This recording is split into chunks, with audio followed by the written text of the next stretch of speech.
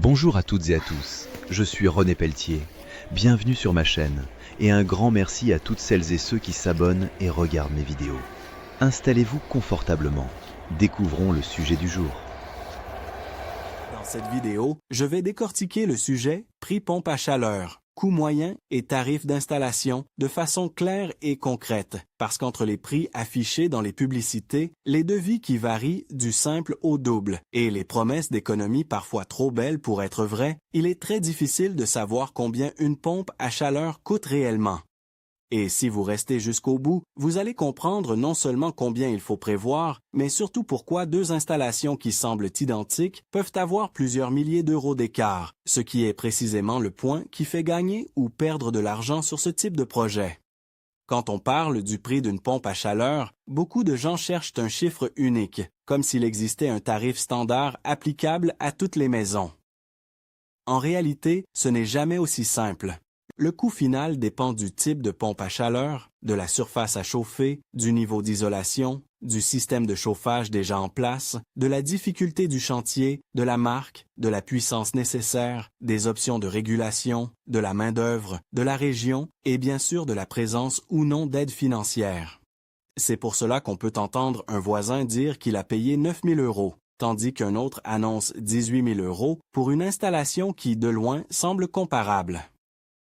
En fait, derrière le mot pompe à chaleur, on regroupe plusieurs solutions très différentes. La première grande famille, c'est la pompe à chaleur RR. Elle capte les calories de l'air extérieur pour souffler de l'air chaud à l'intérieur, via des unités murales ou consoles. C'est souvent l'option la moins chère à l'achat et à l'installation. En moyenne, pour une petite installation dans un logement modeste, on peut démarrer autour de 4 000 à 6 000 euros, alors qu'un système multisplit plus complet pour une maison peut facilement se situer entre 7 000 et 12 000 euros, parfois davantage selon le nombre d'unités intérieures et la gamme choisie. Son avantage principal, c'est un investissement initial plus accessible et une mise en place relativement simple. Son inconvénient, c'est qu'elle ne produit pas d'eau chaude pour alimenter des radiateurs ou un plancher chauffant, sauf cas particulier, et le confort peut être différent d'un chauffage hydraulique classique. Ensuite, il y a la pompe à chaleur RO, qui est de loin l'une des solutions les plus demandées lorsqu'on veut remplacer une chaudière. Elle récupère les calories de l'air extérieur et les transmet à un circuit d'eau de chauffage. C'est souvent elle qui revient dans les projets de rénovation énergétique, car elle peut fonctionner avec des radiateurs existants sous réserve qu'ils soient compatibles ou avec un plancher chauffant. Là, les tarifs montent nettement.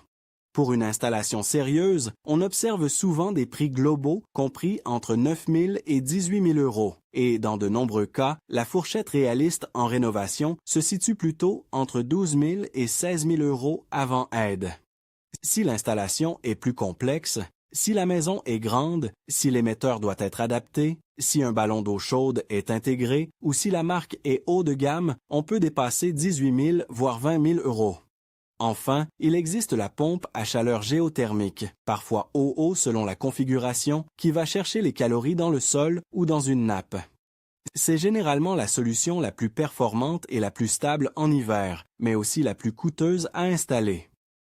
Entre le matériel, le terrassement, les capteurs horizontaux ou les forages verticaux, on entre très souvent dans des budgets de 18 000 à 30 000 euros, voire au-delà dans certains chantiers particuliers. Pour beaucoup de foyers, ce n'est pas l'option retenue en premier à cause du coût d'entrée, même si la performance peut être excellente sur le long terme.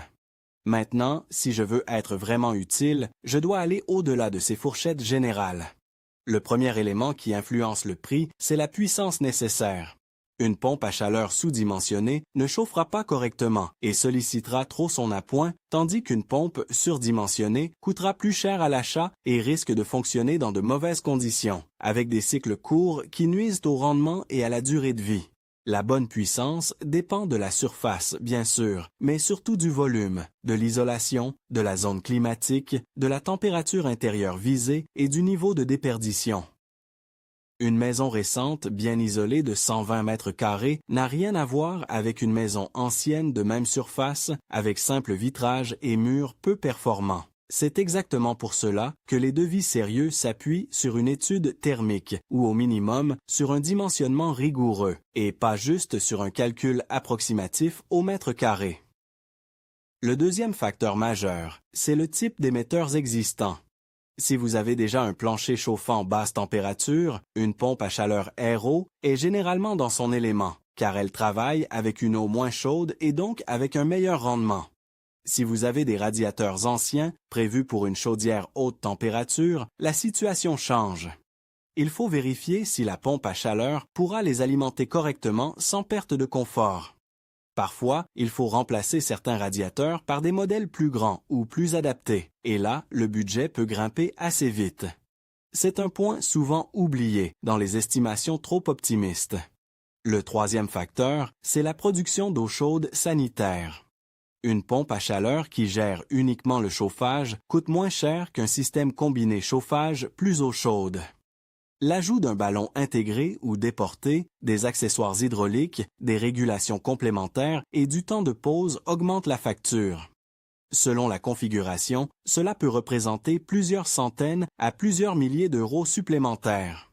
Le quatrième facteur, c'est la complexité du chantier. Entre une maison neuve avec local technique accessible, évacuation prévue et réseau propre, et une rénovation avec contraintes d'espace, percement compliqué, adaptation du circuit, désembouage, reprise électrique, création d'une dalle extérieure ou gestion acoustique plus exigeante, le temps de travail peut être complètement différent. Or, dans un devis de pompe à chaleur, la main-d'œuvre et les fournitures annexes pèsent lourd.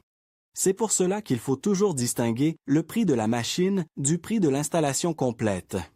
Beaucoup de personnes voient un groupe extérieur affiché en ligne à un tarif attractif et pensent que c'est représentatif du budget total, alors que non. Entre le module intérieur, la régulation, les accessoires, la pose, la mise en service, l'adaptation hydraulique, les protections électriques, les supports, la liaison frigorifique, la vidange éventuelle de l'ancien système et parfois même la remise en état, l'écart est énorme.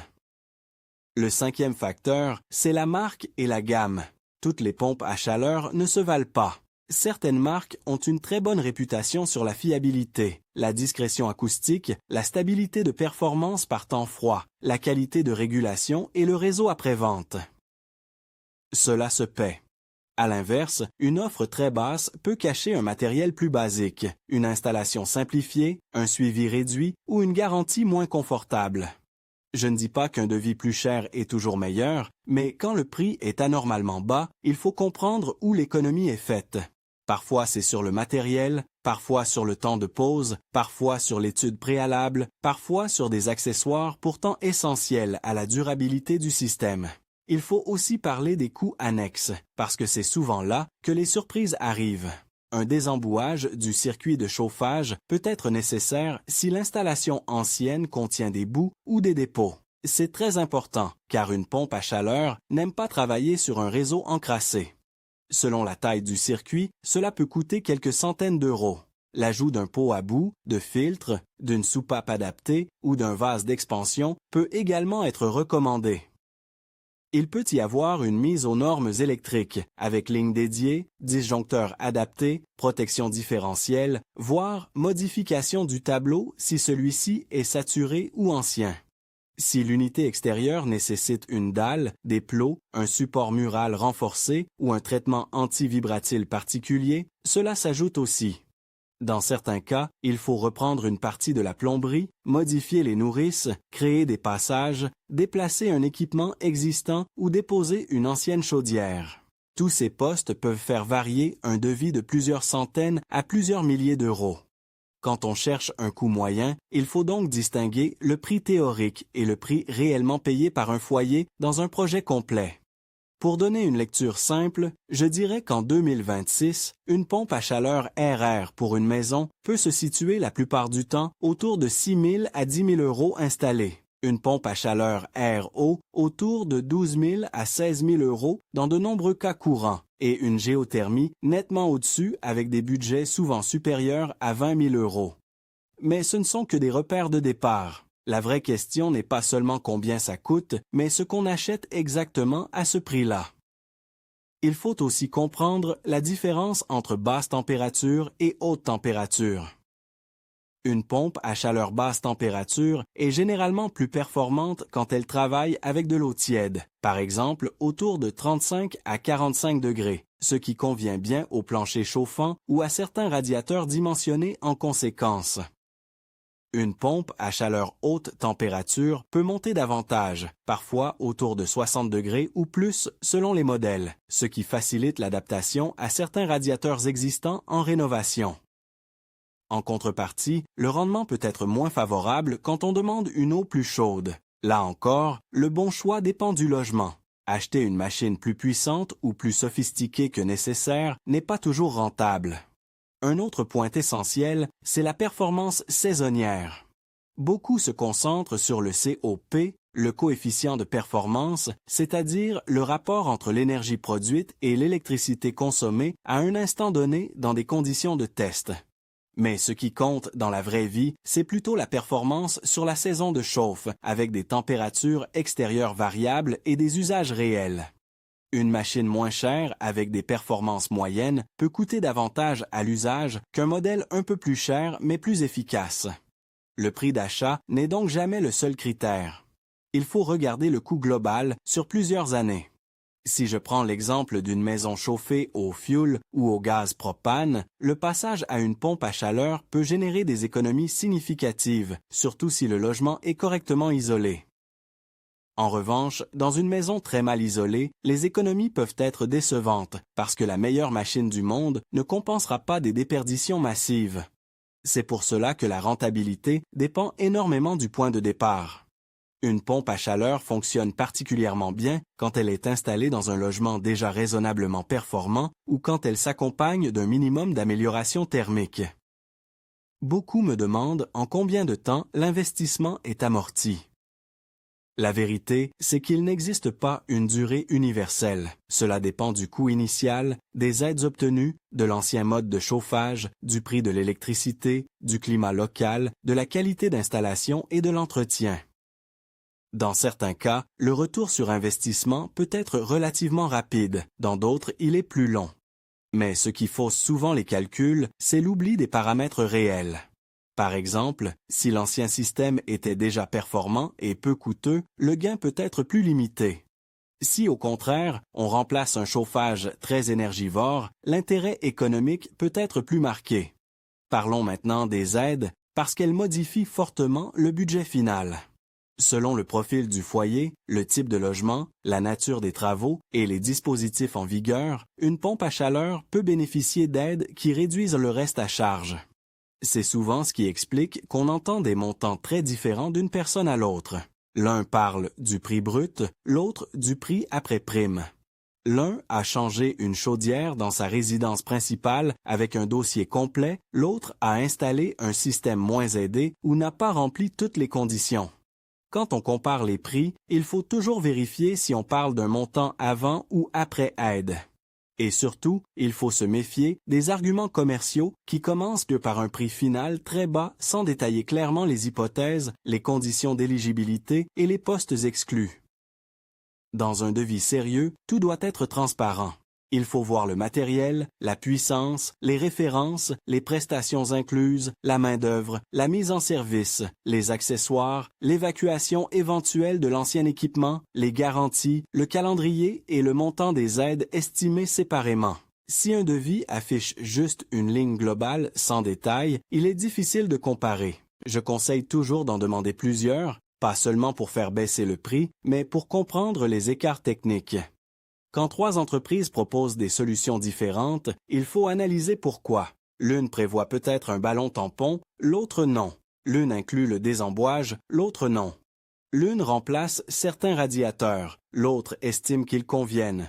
L'une propose une marque premium, l'autre une entrée de gamme. Sans ce niveau de lecture, on compare des chiffres, pas des projets. Il faut également aborder la question du bruit. Une pompe à chaleur possède une unité extérieure et selon le modèle, l'emplacement et la qualité de pose, le confort acoustique peut varier. Les modèles les plus silencieux coûtent parfois plus cher, mais cet écart peut être justifié si l'unité est proche d'une chambre, d'une terrasse ou d'un voisin. Une mauvaise implantation peut générer des nuisances et même des conflits de voisinage. Il vaut donc mieux intégrer ce critère dès le départ. Même logique pour l'esthétique et l'encombrement. Le prix n'est pas seulement une affaire de machine et de rendement, c'est aussi une affaire d'intégration dans le logement. Il y a aussi l'entretien. Une pompe à chaleur n'est pas gratuite à faire vivre. Selon le type de système et le contrat choisi, il faut prévoir un entretien régulier, avec contrôle du fonctionnement, nettoyage, vérification des paramètres, inspection du circuit et intervention éventuelle sur le fluide frigorigène, si la réglementation l'impose. Le coût annuel n'est pas forcément énorme par rapport au chauffage économisé, mais il doit entrer dans le calcul global. Une installation mal entretenue peut perdre en performance et en fiabilité. Et là encore, le moins cher au départ peut coûter plus cher à long terme si le suivi est mauvais ou si le service après-vente est difficile à mobiliser. Une autre erreur fréquente consiste à penser qu'une pompe à chaleur est automatiquement le meilleur choix dans tous les cas. Ce n'est pas vrai. Dans certains logements très petits, dans certains contextes techniques ou quand l'isolation est trop faible et ne peut pas être améliorée facilement, la pertinence du projet doit être examinée avec honnêteté. Le but n'est pas de poser une pompe à chaleur à tout prix, mais de choisir une solution cohérente. Parfois, une pompe à chaleur RR sera la meilleure option en rapport coût-efficacité. Dans d'autres cas, une RO sera plus adaptée parce qu'on veut conserver un réseau de chauffage central. Et dans certains cas plus spécifiques, la géothermie peut être remarquable si le terrain et le budget s'y prêtent. La clé, c'est l'adéquation entre le matériel et le besoin réel. Si vous voulez éviter les mauvaises surprises, il y a quelques réflexes simples. D'abord, demandez un dimensionnement sérieux. Ensuite, vérifiez la compatibilité avec les radiateurs ou le plancher chauffant. Puis regardez précisément ce qui est inclus dans le devis, notamment les accessoires hydrauliques, la régulation, l'électrique, la mise en service et les éventuels travaux préparatoires. Il faut aussi s'informer sur la garantie du matériel, la garantie de pose, la disponibilité des pièces, le délai d'intervention en cas de panne et le coût de l'entretien. Enfin, il est judicieux de demander des estimations de consommation réalistes, pas des promesses vagues. Une entreprise sérieuse doit pouvoir expliquer les hypothèses retenues. Je veux aussi insister sur un point psychologique très important. Quand on reçoit un devis élevé, on peut être tenté de prendre automatiquement le moins cher. C'est compréhensible parce que les montants sont importants. Mais si le devis le plus bas oublie des postes indispensables ou repose sur un mauvais dimensionnement, l'économie apparente peut se transformer en surcoût. À l'inverse, le devis le plus cher n'est pas forcément le meilleur non plus. Ce qu'il faut rechercher, c'est le meilleur rapport entre qualité technique, fiabilité, performance et prix global. Une bonne installation de pompe à chaleur, ce n'est pas seulement une machine performante, c'est un ensemble cohérent, bien conçu et bien posé. En résumé, si je devais donner une grille de lecture simple, je dirais qu'une pompe à chaleur RR est souvent la porte d'entrée la plus accessible financièrement, qu'une pompe à chaleur RO représente le cœur du marché pour remplacer une chaudière et se situe généralement dans une fourchette à 5 chiffres une fois installée, et que la géothermie vise plutôt des projets plus ambitieux avec un budget supérieur mais un très haut niveau de performance potentielle. Ensuite, à l'intérieur de chaque catégorie, le prix réel dépend du logement, de la puissance, des émetteurs, de l'eau chaude sanitaire, de la difficulté du chantier, de la qualité de la marque, du niveau de finition et du montant des aides. Si vous retenez une seule chose, c'est celle-ci. Le vrai prix d'une pompe à chaleur n'est pas le chiffre d'appel qu'on voit dans une publicité, c'est le coût complet d'une installation adaptée à votre maison, correctement dimensionnée, correctement posée et réellement performante dans votre usage quotidien.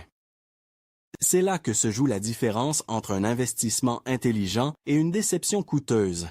Et si vous êtes en phase de comparaison, prenez le temps de faire parler les devis, de poser des questions et de faire préciser chaque poste.